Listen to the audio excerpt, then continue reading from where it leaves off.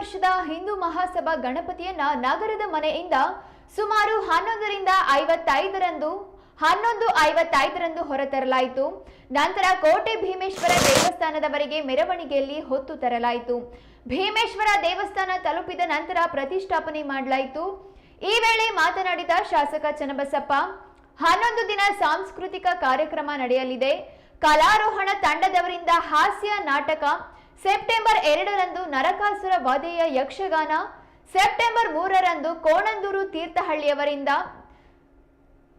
ಗಾನಾಂಜಲಿ, September 5ರಂದು ಸುದರ್ಶನ ವಿಜಯ ಯಕ್ಷಗಾನ ನಡೆಯಲಿದೆ ಎಂದರು. ಸೆಪ್ಟೆಂಬರ್ 6ರಂದು ರಾಜಬೀದಿ ಉತ್ಸವ ನಡೆದರೆ ಹಿಂದಿನ ದಿನ ಸೆಪ್ಟೆಂಬರ್ 5ರಂದು ಮಹಾಮಂಗಳಾರತಿ ನಡೆಯಲಿದೆ ಎಂದು ತಿಳಿಸಿದರು.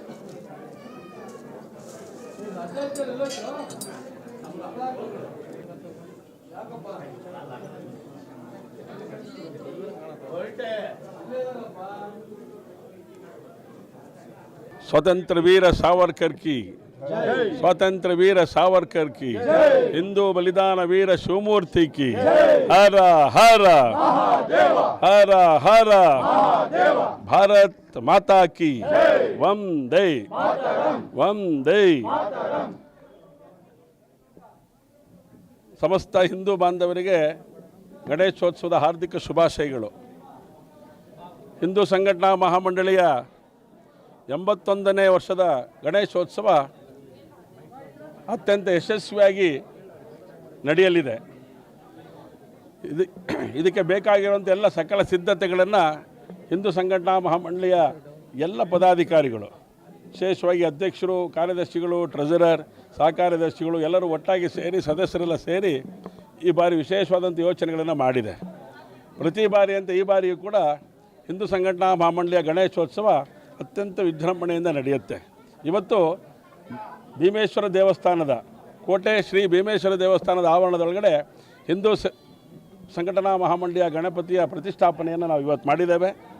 ಈ ಸಂದರ್ಭದಲ್ಲಿ ಈ ಸಮಿತಿಯ ಅಧ್ಯಕ್ಷರಾಗಿರುವಂಥ ಈ ಹಿಂದಿನ ನಗರಸಭೆಯ ಅಧ್ಯಕ್ಷರಾಗಿರುವಂಥ ಸುರೇಶ್ ಕುಮಾರ್ ಅವರು ಕೂಡ ಇದ್ದಾರೆ. ಸರಫ್ ಮಂಜುನಾಥ್ ರಾಯರ ಮಗ ದತ್ತಾತ್ರೇಯ ಅವರು ಕೂಡ ನಮ್ಮ ಜೊತೆಗಿದ್ದಾರೆ.